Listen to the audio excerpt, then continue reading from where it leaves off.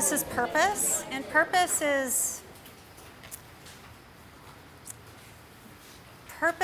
is something we probably need to take time to really establish, but again, busy lives keep us from really connecting to our purpose. And in my story, I believe I was forced into it. I'd rather us all get there willingly and purposefully versus unintentionally. But purpose has two parts too. So the first part of purpose is living on purpose, is being on intention, is being on purpose, living intentionally. So it's that word intention, and when we live intentionally, that means on purpose. We have our intentions, we know what we are, and we live in a way very purposefully towards producing those intentions. So purpose is intentionality. And it's in all areas of life. So since we're talking, let's say, on the subject of paleo granola, and part of where Gary and I have gotten to, and what we really want to help spread the word, is diet. You know, we talked about the love in food, but you know, diet's one of those words, for example, where we think going on a diet or losing weight or being on a diet for a certain period of time. But really, I think what diet is intended to be is lifestyle. So what is our diet for our lifestyle? And then being very intentional. So food for us, for example, used to be just wolf down food, get it fast, get it cheap, or go out and get it, whatever it is. But it's sort of just a means to an end. It was just eat food. And food was kind of a pain in the ass because we'd have to stop and eat or go figure it out. It just always seemed more of an annoyance than anything else. And now our intentionality has changed and our purpose has changed, and the purpose of really being healthy and being in a philosophy and a belief system that food is the number one part of being healthy, more than exercise, more than anything else. Our diet really is our health, and I think, again, Ann will talk about some of that, a little bit of that on Sunday. But we're learning more about food, more and more about food. And I know, Trish, you've learned a lot about inflammation and diet through, some health stuff with you. I think many of us probably have experienced some health things. This over 40 thing really grabs us. And, many of us have discovered gluten-free, maybe unwillingly, again, we've sort of been pushed that direction. But we're really learning, like, the ramifications of gluten and our diets, and some diets, like I was a vegetarian. Being a vegetarian was contributed to my illness. Like, I had very high brain inflaming mercury that came from a lot of the fish I was eating, and I was a vegetarian. So all my markers were way off. Like, I thought I was healthy being a vegetarian, and I didn't know it was a very unhealthy diet. And lots of gluten and lots of corn. And I was eating soy like crazy. And now what we've come to discover about soy, like, oh my gosh, and I didn't know anything about GMO and all the stuff in our food. And I just thought being a vegetarian was healthy. So, but now food, like diet, not food, but really our diet is very much by intention. Like, our entire life has changed. So again, making our food with love, going to the farmer's market and meeting the farmers is such a joy and experience now, and sitting down and tasting the food. Like before, I just eat food. My vegetarian diet, there wasn't a lot of flavor anyway. It's like I'd eat my carrots and, think I was doing a great thing. But now it's this whole new experience with just food that's amazing. And Gary cooks, like I stay out of the kitchen. He doesn't even allow me in there because I break things when I go in there.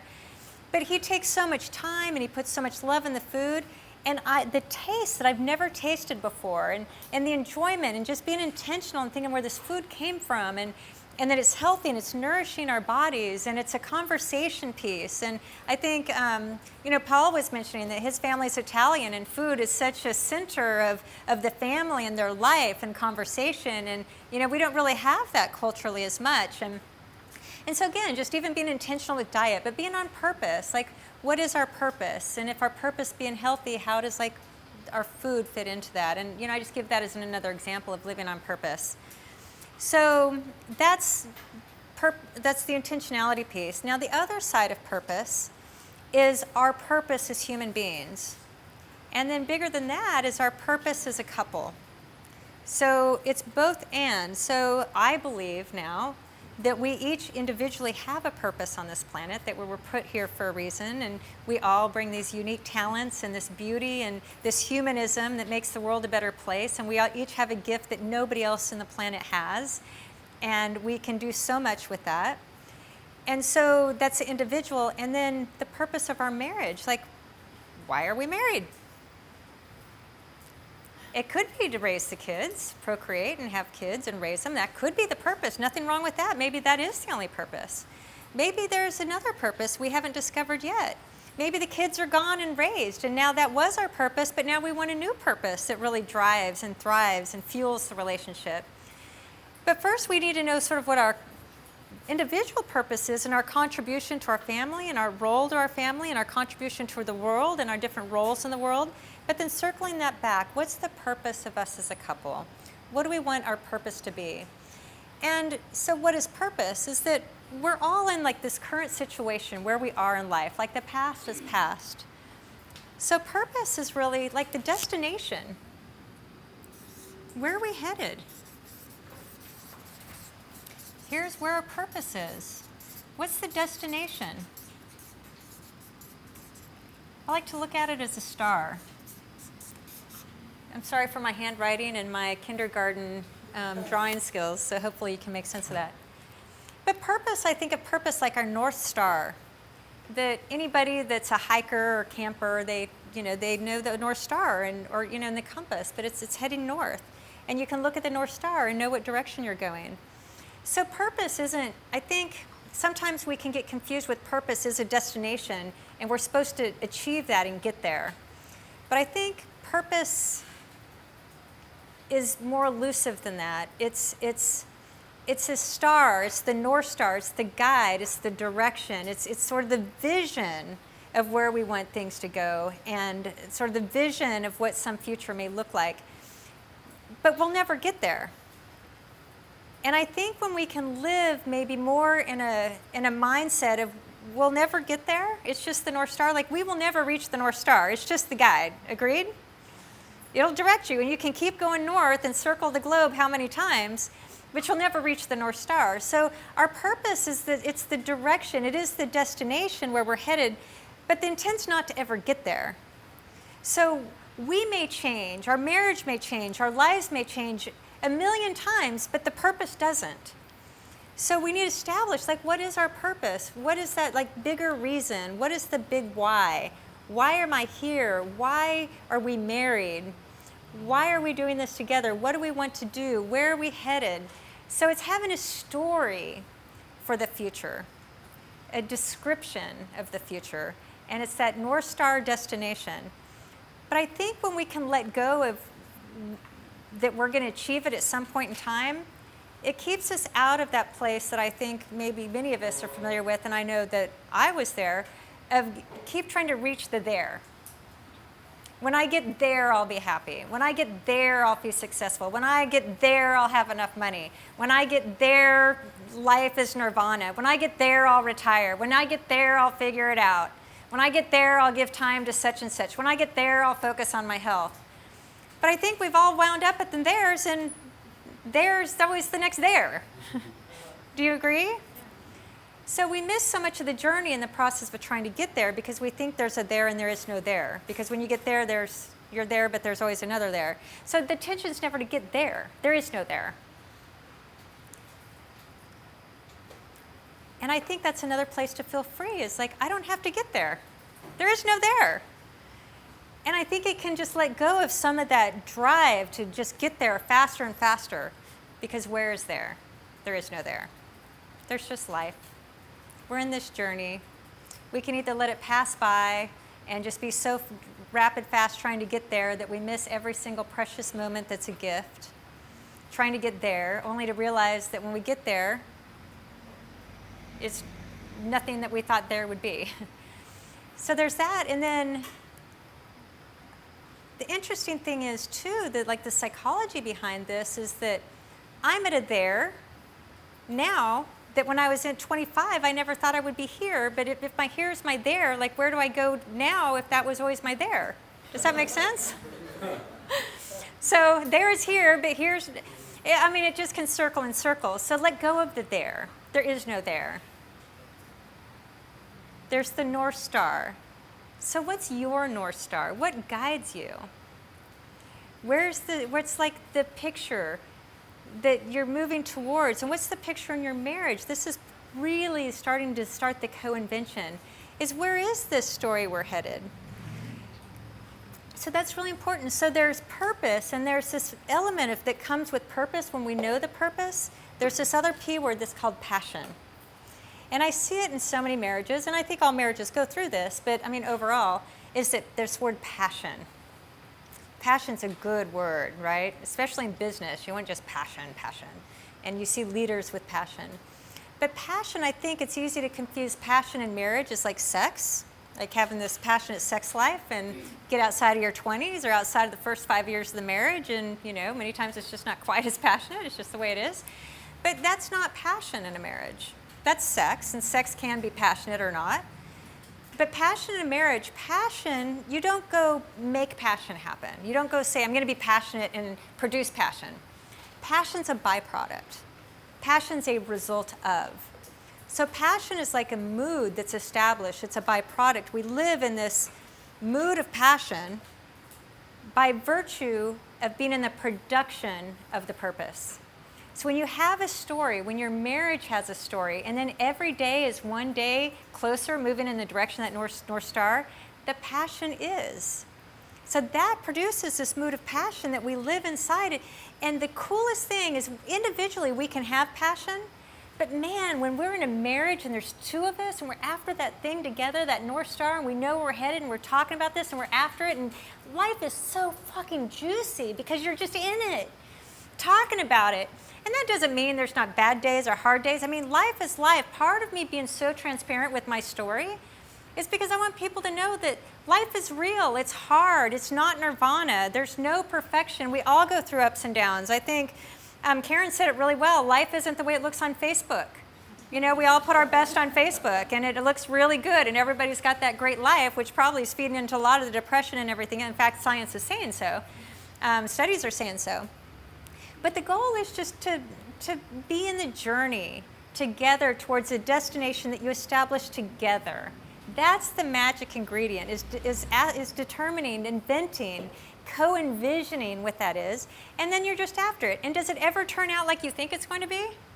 Of course not even close. Business is that way, life is that way, marriages are that way. But that's the part of the fun. So how you bring the passion, the fun, is like, man, we really effed that one up, or that one didn't turn out like we thought, but boy, that was really fun, or that was crazy, or it just gives context and depth and meaning and all these really thick, juicy, deep words to the marriage, and that's passion. Now, here's where people get confused sometimes, is that passion's not fun. That doesn't mean fun. Passion can be fun. But what fun is fun is short-lived. Fun's in the moment. Fun is entertainment. Fun is just pleasure. So things can be fun. But passion is very different. So passion is a mood. It's long-lasting. It comes from being in a story that you have something good ahead of you. Passion doesn't come when you think you have devastation in front of you. Like, you can't be passionate about devastation coming. Passion comes from inventing a story that looks really beautiful and being in the journey towards that. That's where it comes from. But that doesn't mean it's always fun.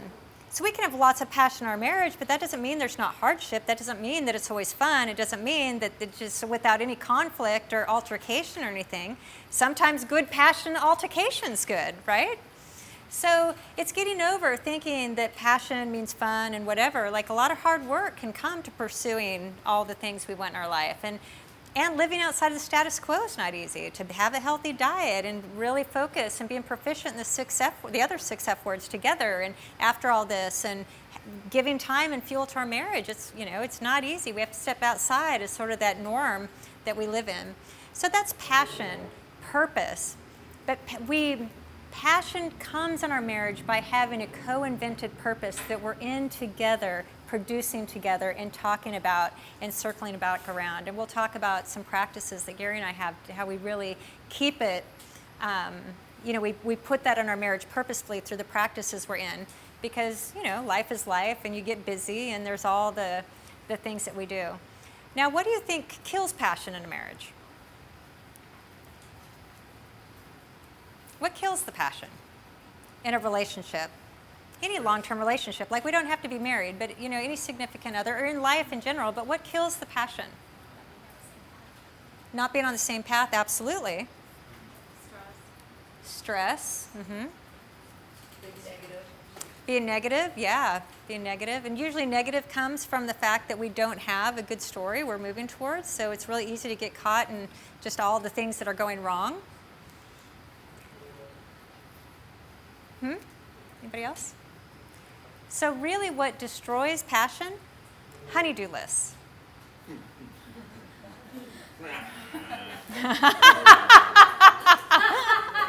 Now we're getting somewhere. Not that we weren't before. This is now, Paul is just so happy he came. Oh, shoot. So what happens is that our life, we lose purpose, assuming we've co-created a purpose that we're heading towards anyway, that's intentional versus sort of accidental. And what happens when we lose our purpose? We start focusing on the projects, the to-do list, the shopping, the running the kids around, who's doing this, who's doing that. And then we sort of get in this thinking that, oh, well, when the kids get out of the house, we'll have time to focus on this purpose thing. Or when work gets a little less stressed, or when I get that job promotion, or whatever it is, or, we can have any excuse. And so we get into just the day-to-day to-do list, because day-to-day are to-do lists.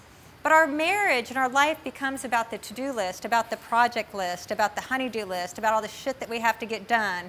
And oh my God, who's going to be the taxi cab driver getting the kids to soccer? Hello. So that we lose the passion because we're stuck in that.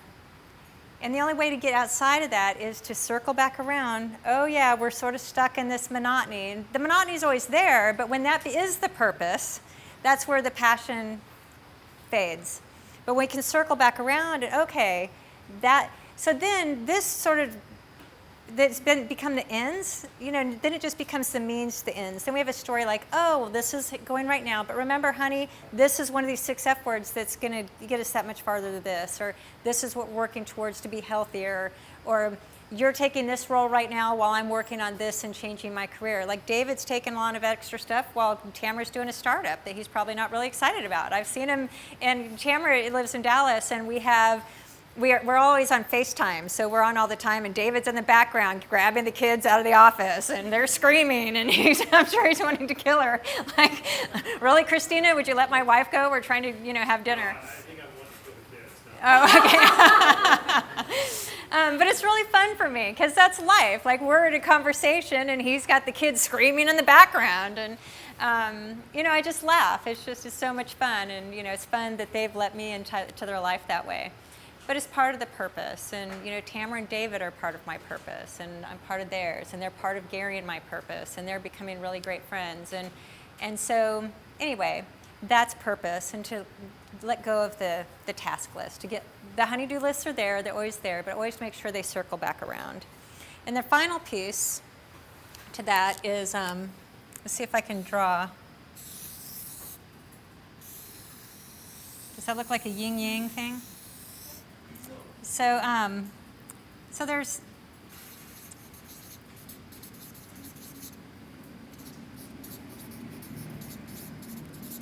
so part of purpose is we have our purpose and our destination, but our values are what ground us. So our values never change either.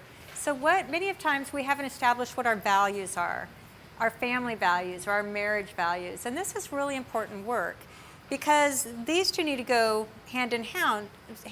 So if we value, let's say, family, that's our, like, that we say as a couple that one of our core values is our family. But part of our purpose too is to live wealthy in the 7 F's, and that's part of our destination. A certain amount of money here is certainly part of our destination. But if we're all intent towards this, and we're betraying our value because we never see our family, because we're working all the time, and because we're just after this purpose, we're out of integrity. because we're saying that this is a value, but we're not valuing our value. So purpose and value are aligned, they're connected. And when we have purpose and no value, it's way easy to go off go the wrong direction. And then we don't really know why, things aren't working. So core values and purpose are here. And then the other side of this is our 7 F words. So our 7 F words are the envisioned future. So this is what we set our plan is our 7 F words. So we look at our 7 F words to guide us, like what's our destination? What do we want? What's our dream? The 7 F words are a framework for us to talk through and to help invent and co-invent our dream and the 7 Fs. Like, what is our vision? What does our destination look like with in each of the 7 F word categories? How much money? How much money is enough? How do we want, our family and family and friends, and who do we want in that? And what does that look like 5, 10, 15, 20 years from now? What about, our faith and our practices there? Like, what's the dream? Set the story, invent, make it beautiful, and make it descriptive and vivid, and lots of descriptive words. But close your eyes together and really see it. Envisioning is an exercise to see it. Our brains don't know the difference of what's real in the future, the past, or now. So visioning is really powerful, because when we envision the future, our brain can think it's real. And so it feels like it's real. So there's all different exercises that if you think of, look on the table, and let's all pretend there's a bowl of lemons there. And now Gary comes up with a cutting board and a knife, and he pulls a lemon out and he slices it open. And he slices a piece for everyone. He puts a lemon piece in front of every one of you. So every one of you pick up the lemon piece and bite it. Smell it. Put some salt on it. Suck it. What happened? Anything? So it's all make-believe, and my mouth just started watering. And I did a bad job at that, but you can really do that, and your mouth will start watering. Somebody's really good at creating that description. So our body's acting as though it's a lemon, like it's reacting. So our brains are really powerful. Envisioning is really powerful. So invent it. Make it what you want it to be as a couple. What's your purpose? What's your core values and sort of your fundamental purpose, and then breaking it up into 7 Fs. And then the plan piece, and then we'll let you do the exercise. The destination, the purpose is about big dream, just very loose and big. The plan piece then, what you'll do is you'll take your big vision and then you'll break it down to goals, because then things have to be actionable and measurable. So that's what we plan to do is we set our purpose as a marriage, then we need a plan. We need a plan of action. We need goals and measure, things that we can measure so that we can see whenever we circle back around how we're doing. And that becomes part of the practice, is checking in how we're doing. So purpose and plan. I think, was there anything else? Oh, so purpose, I wanted to share this too up on the screen. So example of purpose, here's some things, is Gary and my purpose as a couple. We have our individual purposes, sort of our overriding our purpose individually. But both of us, as a couple, our purpose is, we do this differently, but our purpose is to inspire others and to share. And that's what drives us. So I do it my way. Gary does a lot in the real estate industry and inspires a lot and helps. And we're both that's just who we are. Our purpose now as a couple too is to inspire and work with other couples, and that we can all live this wealthy, wealthy life together. Our values, we have some core values, and these are just some of them, but one core value is to be very transparent. What we want to be is really, really open and transparent and real, and this is what sort of real life looks like. And I think anybody that comes and spends time with us, it's pretty much the way we say it to be. And we have a lot of people that come and spend a lot of time with us, so kind of what you see is what you get. And one of our values for both of us is self-care first. And Gary's still working on this one, because he still really takes care of others before himself, and we're trying to get him there. I've already had my breakdown, so I'm very clear. I have no problem with that now.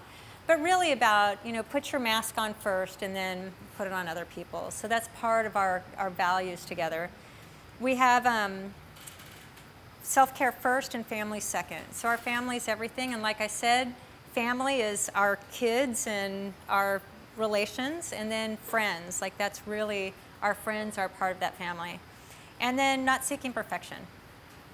That's that's part of both in our DNA, so we have to sort of set that as a value, that this isn't about perfection. It's to love the process, to love the journey, and to really value that journey. And then again, the 7 F words is how we articulate it in a way and break it down. But those are values that always bring us back, and keeps us honest. Like that transparency one. I mean, there are times that I'm like, no, like that's not really all that real. Like no, can't do that. So these are some of our guiding things. So that's part of the work there is to establish maybe your purpose, like your North Star, that you'll never quite get there, but that's what, your purpose as a marriage. And then look at your values and then write down like your dream and the 7 F words. And then from there, it's breaking it down to even more to your plan. And the plan's the to-do list. Purpose first, to-do list second. And this is your action plan. What are your goals maybe in the next 6 months, 12 months, however you want to break it down. Maybe just one goal in each category right now. But again, a wealthy life is first by design, followed up by actions. You have to have the purpose and the plan of action.